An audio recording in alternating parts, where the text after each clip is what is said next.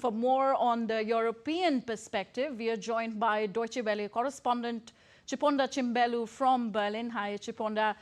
First of all, tell us what's the latest that you have from us.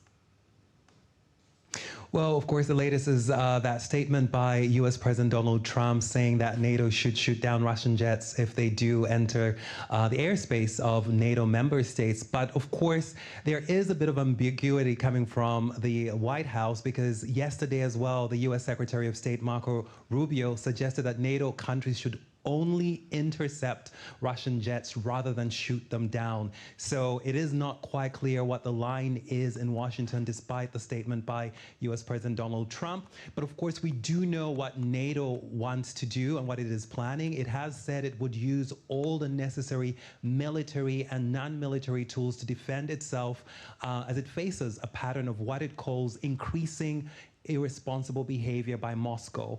So obviously that is a very clear line being taken by the NATO leaders here, who've of course made that statement. But the Kremlin has of course denied it entered the Estonian airspace, like you mentioned.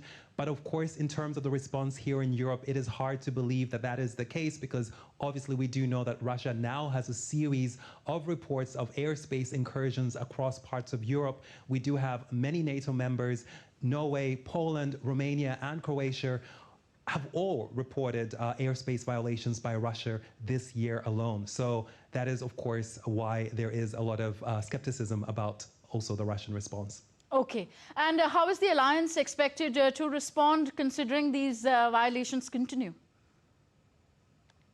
Well, we've already seen this month there's been two countries, NATO member states, so Estonia and Poland. They have both invoked Article 4, which pretty much brought the member states to consult on a security threat and to potentially come up with a response together. Of course, the invocation of Article 4 doesn't really require member states to come up with a response, but it does show that there is increasingly need to collaborate on security and to coordinate security efforts. So we will be seeing more of that, and that is something that we can expect to see more of.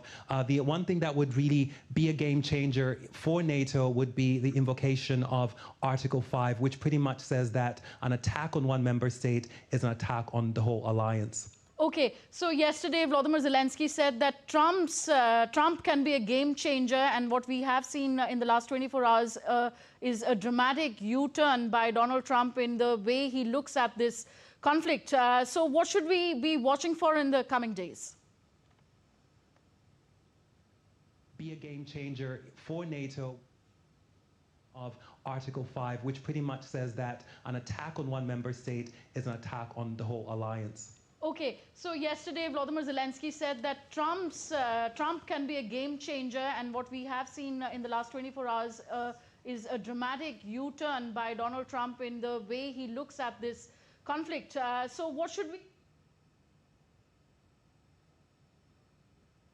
So we should also be looking to Denmark as well. There was another drone incident this week over there.